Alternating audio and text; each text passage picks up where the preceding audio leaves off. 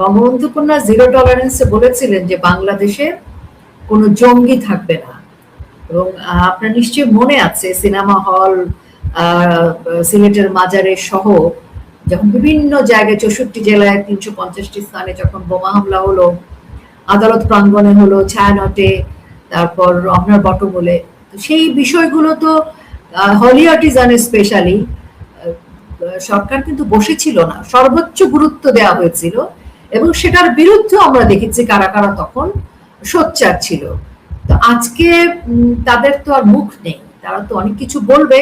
তবে বাড়ি ভাই, আমি যে কথাটা বলতে চাই সেটি হচ্ছে যে আমরা খুব ভালো নেই। আমাদের রাষ্ট্র অনেক দিকেই তো সন্ত্রাসী জঙ্গিবাদ হিসেবে সারা পৃথিবীতে বাঙালি জাতিকে কিন্তু অনেক এখন খারাপ চোখে দেখা হচ্ছে।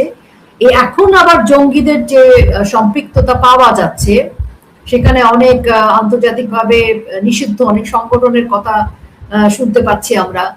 এরপরে বাংলাদেশকে আসলে কিভাবে দেখবে? আর ইতিমধ্যে তো আমেরিকা বাংলাদেশের অভিবাসন যে ভিসা সেটি ক্যান্সেল করেছে। তার মানে বাংলাদেশ পাকিস্তানের চাইতেও খুব খারাপ জায়গায় থাকবে এবং আমরাই মনে হয় বাংলাদেশ বলতে তখন নিষিদ্ধ জঙ্গি স্থান হিসেবে আমার কেন জানি মনে হচ্ছে তারা বাংলাদেশকে সেই জায়গায় নিয়ে যাওয়ার চেষ্টা করছে। তো সেই বিষয়ে মনে হয় না তারেক রহমানের সরকার খুব বিচলিত। আপনি দেখেন কি ভয়াবহ অবস্থা দেশের পেট্রোল পাম্পে তেল নাই, যে তেল শূন্য হয়ে যাবে দেশ। গার্মেন্টস মালিকরা বলছে তাদের অর্ডার গুলা ভারতে চলে যাচ্ছে। তারপরে জিনিসপত্রের দাম তো শুধুই বাড়ছে, যানবাহনের ভাড়া বেড়েছে, মানুষগুলো এত অসহায়। কিন্তু সরকার এই সময় 14টা বোয়িং কিনছে। 30 এপ্রিলের মধ্যে এগুলো কিনতে হবে। এখানে দুটো বিষয়, একটা হচ্ছে এত কিছু ঘটছে, জ্বালানি তেল, পেট্রোল, গ্যাস, বিদ্যুৎ, এরকম একটা সময় আপনি প্রথম আলোর একটা প্রতিবেদন নিশ্চয়ই দেখেছেন, সবকিছু ওকে আছে। কারণ আমরা কিছু মানে তথাকথিত বরেণ্য বিখ্যাত সেলিব্রিটি সাংবাদিককে দেখলাম তারেক রহমানের সাথে বৈঠক করেছেন, দেখা করেছেন। তাদের অনেককে আমরা ইউনূসের সাথে দেখা করতে দেখেছি। তো ইউনূসের সাথে তারেক রহমানের সাথে মিটিং করলে, দেখা করলে সমস্যা হয় না, কিন্তু বঙ্গবন্ধু কন্যার সাথে দেখা করলে কি যেন একটা সমস্যা হয়ে যায়। এবং তারা লিখছে যে কোথাও জ্বালানি বা পেট্রোল বা কোনো অকটেন সমস্যা নেই, সবকিছু ঠিক আছে, কিন্তু আমরা বাস্তবে দেখছি ভিন্ন। এই যে বড় বড় পত্রিকাগুলো যে এত মিথ্যাচার করছে এবং দেশের মানুষের বিরুদ্ধে দাঁড়াচ্ছে, আমি বলবো তারা দেশের মানুষের বিরুদ্ধে দাঁড়াচ্ছে। অর্থাৎ এখন এটাও স্পষ্ট যে গণমাধ্যমের কিছু কিছু প্রতিষ্ঠান এই মেটিকুলার চক্রান্তের সাথে সরাসরি সম্পৃক্ত। তো সেই কারণে তাদের কিছু যায় আসে না। আর বোয়িংটা কিনছে কারণ দেখেন যে দাসখত দিয়েছে, সেই দাসখতে তো আমার মনে হয় চুক্তির কারণে যদি এখন আমেরিকা আরো কিছু বলে তোমার পরিবার পরিজনও দিয়ে যাও, আমার মনে হয় তারা গদি ঠিক করার জন্য সেটাও দেবে। কারণ 71 সালে তারা মা বোনদেরকে দিয়ে আসার প্র্যাকটিসটা করেছে। আমি দুঃখিত এই ধরনের শব্দ আমি প্রয়োগ করলাম, আমি কখনো এই ধরনের কথা বলি না। কারণ 71 সালে আমরা দেখেছি তারা যে কোনো কিছুর বিনিময়ে তারা যাকে হত্যা করার করেছে আমাদের মা বোনদেরকে দিয়েছে। আজকে এই যে রাষ্ট্রের বিরুদ্ধে তারা গিয়েছে যে চুক্তিটা, এই চুক্তিতে তো আমরা সবাই এখন জানি চুক্তিতে কি কি আছে। এরকম একটা চুক্তি যে সেই করতে পারে যে যার কাছে নিজের স্বার্থ ছাড়া, আমি বলবো তার মা বোনের স্বার্থ তার কাছে গুরুত্বপূর্ণ নয়, এরকম একটা মানে চুক্তির মধ্যে যুক্ত হতে পারে না। এই চুক্তির সাথে তারা তো জেনে বুঝে যুক্ত হয়েছে। এখানে তো কোমলমতি শিক্ষার্থীদের বিষয় না যে আবেগে আপ্লুত হয়ে তারা রাজপথে গেছে।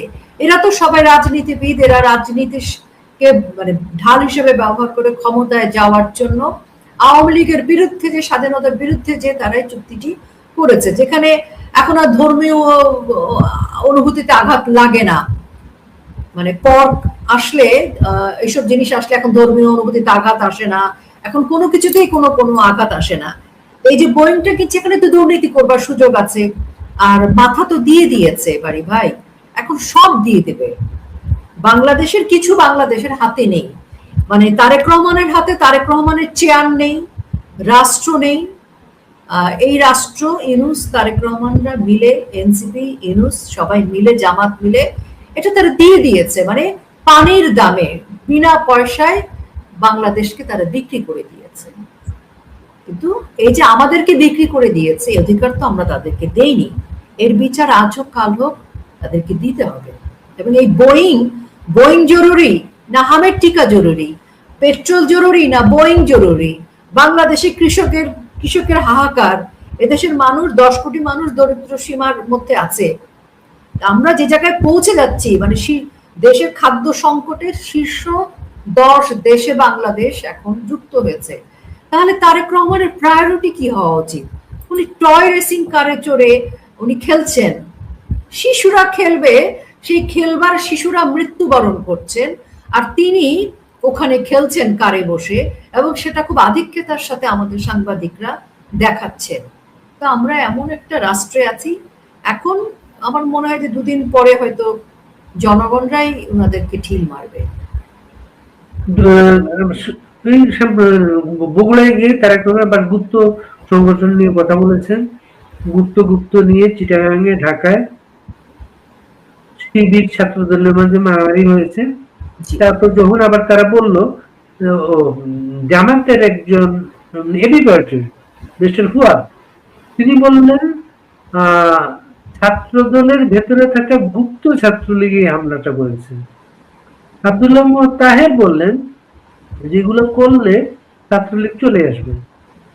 সমস্ত কিছুতে কিন্তু ছাত্রলীগ আইলো, তা ভয় আছে তাদের মাঝে। কিন্তু আবার ওরা শয়নের স্বপ্নে সবাই আর কাউকে স্বপ্ন দেখে না, তাদের অনুভবে আর কিছু নেই। তাদের অনুভবে শয়নের স্বপ্নে আওয়ামী লীগ, বঙ্গবন্ধু কন্যা, ছাত্রলীগ, এতেই তারা আছে। এবং এই পয়েন্টে তারা আবার এক হয়ে যায়। সব গাদ্দাররা কিন্তু এক হয়ে যায়। মির্জাফররা এক হতে পারে, কিন্তু দেশপ্রেমিকরা এক হতে পারে না কখনো কখনো। তো তারা গুপ্ত বলে, আবার তারা বলে তুই ছিলি গুপ্ত, ছিলিতে লন্ডনে, কি সব শুরু বেঁধে কিছু বলে, তারা মারামারি করছে। এখন এই যে তাদের মারামারি, তাদের এই সমস্ত কথা কেউ আমি বিশ্বাস করি না। আমি খালি মনে করি যে দিনের শেষে কালসাপ মিলে যায়। কালসাপকে কখনো বিশ্বাস করার কিছু নেই, এই কালসাপটা মিলে যায়। কালসাপ আর রাজাকার আল বদর আল শামস রাষ্ট্রদ্রোহীদের মধ্যে কোনো পার্থক্য নেই। তারা মেটিকুলার চক্রান্তটা যে সময় থেকে শুরু করেছে, সেই সময়টা থেকেই তারা একত্রিত। এখন হয়তো ভাগ বাটোরাতে মাঝে মাঝে, সেটা যেমন বাড়িতে বড় ভাই ছোট ভাই মারামারি করে না, তারাই তো বলেছে মায়ের পেটের ভাই ভাই। তো এক বাড়িতে যদি ভাই ভাই মারামারি হতে পারে ভাগাভাগি নিয়ে, তাদের মধ্যে সেটাই হচ্ছে। আর কারণ জামাত বিএনপি তো হাত ধরাধরি করে এসেছে। এই জামাত এসেছে কেমন করে? জিয়াউর রহমানের হাত ধরে, বেগম খালেদা জিয়ার হাত ধরে, এবারও তারেক রহমানের হাত ধরে। কারণ তারেক রহমান যদি তার রাজনৈতিকভাবে তার দলীয় কয়েকজনকে বলি না করতেন, তাহলে তো আমাদের জামাতের অনেক সিগনিফিকেন্ট অনেক সিট তারা পেতেও না। এই যে তাদের রাজনৈতিকভাবে দলীয় নেতাদেরকে বলি দিয়ে তাদেরকে সংসদে নিয়ে গেছে, তারেক রহমান এই সমঝোতাটা কেন করলো? কারণ তারা আসলে এক অভিন্ন। এখন এই সংক্ষিপ্ত তাদের সংঘর্ষ দেখে আমি তাদেরকে বিশ্বাস করি না। কারণ যারা রাষ্ট্র বিক্রি করতে পারে তারা সব পারে। আজকে বাংলাদেশের মানুষ হাহাকার করছে। পেট্রোল পাম্পে লাইনে দাঁড়িয়ে একজন 55 বছরের কৃষক হিট স্ট্রোকে মারা গেছে। তো এই যে মানুষের হাহাকার, তারপরে শিক্ষকদের গায়ে হাত তুলছে, এটা তো আমরা 5 আগস্ট পর থেকে দেখছি। তো মব কি বন্ধ হয়েছে? মব বন্ধ হয়নি। শিক্ষক লাঞ্ছনা বন্ধ হয়েছে? হয়নি। মুক্তিযোদ্ধাদের লাঞ্ছনা বন্ধ হয়েছে? হয়নি। একজন নারীকে, প্রেগন্যান্ট নারীকে হত্যা করেছে যেভাবে, এবং এইসব ঘটনায় কোনো বিবৃতি কিন্তু রাষ্ট্রের নাই।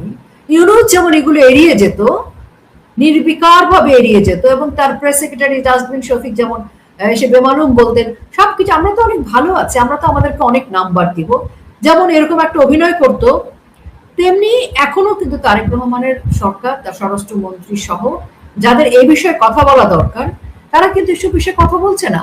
বরং তার অ্যাডভাইজার বা সোকল তারা কি বলছে, 150 টাকায় তারেক রহমানের ভাতের হোটেলের মেনু কি সেটা বলছে।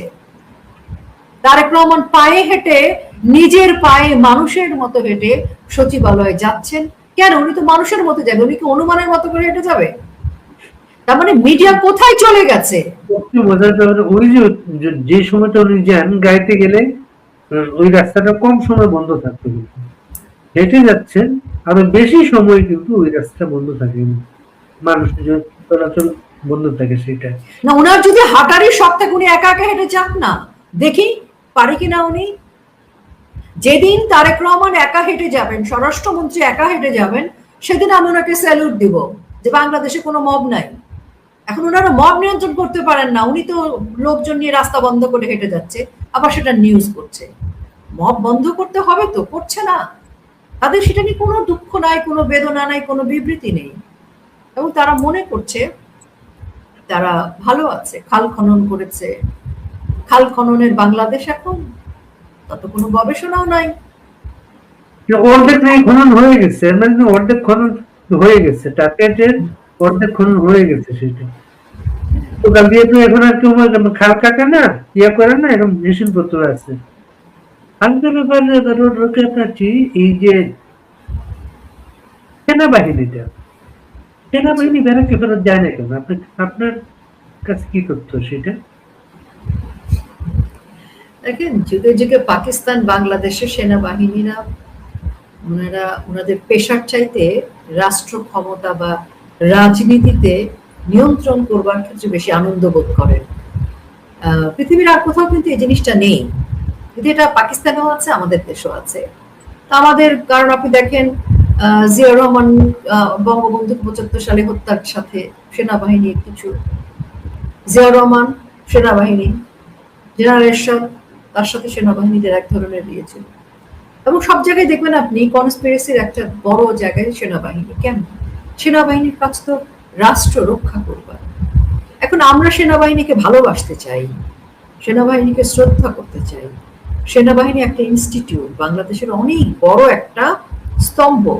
সেখানে সেনাবাহিনী নিজেকে কোন জায়গায় নিয়েছে? আজকে সেনাবাহিনী ইউনুসের হয়ে, জামাতের হয়ে কাজ করছে, বিদেশি রাষ্ট্রের হয়ে কাজ করছে, কিন্তু জনগণের হয়ে কাজ করছে না। দেখেন, সেনাবাহিনী সারা বছর যদি রাজপথও থাকে আমার আপত্তি নেই, থেকে কি উনি একটি জনগণকে, একটি মানুষকে বাঁচাতে পেরেছে? একটি মব নিয়ন্ত্রণ করতে পেরেছে? একটি অনাচার রোধ করতে পেরেছে? যদি তা না হয়ে থাকে, তাহলে সেনাবাহিনী কাকে সাপোর্ট করছে? সেনাবাহিনী সাপোর্ট করছে যারা মব করছে তাদেরকে। এটি কিন্তু প্রমাণিত সত্য, মীমাংসিত সত্য। এবং সেনাবাহিনী কি করছে? সেনাবাহিনীর ভেতরকার যে অনেস্ট, চৌকস, মুক্তিযুদ্ধের পক্ষের যে সকল বড় বড় অফিসার আছেন, তাদেরকে পেছনে হাত করা দিয়ে পুলিশের প্রিজন ভ্যানে করে কিন্তু আদালতে নিয়ে গেছে। তাহলে এইসব দৃশ্য কি বাংলার জনগণ দেখছে না? এগুলো ডকুমেন্টেড থেকে গেল। তাহলে এত বছর সেনাবাহিনীর বিরুদ্ধে যে যে ধরনের তথ্য ছিল, বিভিন্ন ঘটনার সাথে সম্পৃক্ততা, ধরেন সেটাকে যদি আমরা আলাদাও রাখি, ধরেন আমরা সেই চ্যাপ্টার গুলোকে আলাদা রাখলাম, সেগুলো নিয়ে আলোচনা করলাম না, কিন্তু ৫ই আগস্ট পরবর্তী সময় থেকে আজকে পর্যন্ত আমরা তো সেনাবাহিনীকে ক্ষমা করব না। আমার ব্যক্তিগতভাবে সেনাবাহিনী, মানে সেনাবাহিনীর যে পোশাক, যে পোস্ট, আমি ভীষণ পছন্দ করতাম, এবং আমার ছোটবেলায় এম ইন লাইফ ছিল যে আমি সেনাবাহিনী প্রধান হব। এটা খুবই হাস্যকর। তো কিন্তু আমার এখন মনে হয় কি যে ভাগ্যিস আমার ওই দিকে যাওয়ার সুযোগ ঘটেনি, হয়তো আমার যোগ্যতাও নাই ওদিকে যাওয়ার, কিন্তু এই যে পোশাকটার প্রতি যে রেসপেক্ট ছিল সেটি তো উঠে যাচ্ছে মানুষের। তো সেনাবাহিনীর প্রতি যদি রেসপেক্ট উঠে যায়, সেটি অনেক বড় ক্ষতি। আমি বলবো যে সেনাবাহিনী যখন রাজনৈতিক অপশক্তির পক্ষে কাজ করবে, সেটি সেনাবাহিনীর মৃত্যুর সমান। সেনাবাহিনী জনগণের পাশে দাঁড়ায়নি, সেনাবাহিনীকে সাক্ষী রেখে ঘরবাড়ি ভাঙচুর হয়েছে, সেনাবাহিনীকে সাক্ষী রেখে ধানমন্ডি ৩২ ভাঙচুর হয়েছে, সেনাবাহিনীকে সাক্ষী রেখে ছাত্রলীগ, আওয়ামী লীগের নেতা কর্মীকে পেটানো হয়েছে, গ্রেফতার করা হয়েছে। আমার থেকে ১০ গজ দূরে সেনাবাহিনী দাঁড়ানো ছিল, সেনাবাহিনীর লোকজন আমাকে যখন পিটিয়েছে সেনাবাহিনীর লোকজন দাঁড়ানো। এরকম অসংখ্য ঘটনা আছে যেখানে আমরা এই ইউনিফর্মটাকে দেখেছি কিন্তু কিছু করেনি। এটা ৫ই আগস্টের আগেও দেখেছি, ৫ই আগস্ট থেকে শুরু করে এখনো দেখছি। তো ওয়াকারুজ্জামান সাহেব তিনি কেন আমাদের বাংলাদেশ এবং দেশের জনগণের বিরুদ্ধে, স্বাধীনতার বিরুদ্ধে দাঁড়িয়েছেন, আমি জানি না ইতিহাস ওনাদেরকে ক্ষমা করবে না। হয়তো এই কথা বলার জন্য আমার উপর ওনারা রাগ করতে পারেন, কিন্তু আমার কথা হচ্ছে আমি হয়তো সাহস করে বলছি, কিন্তু বাংলার অগণিত জনগণ এই কথাটা বলতে চায়, এটা তাদের মনের মধ্যে আছে, কেউ বলছে না কিন্তু আমি বলছি। ওয়াকারুজ্জামানের ওই কথাটা তো আমার মনে আছে যে আপনারা আমার উপর আস্থা রাখুন, এনাফ ইজ এনাফ, কিন্তু উনি কিছু করেননি।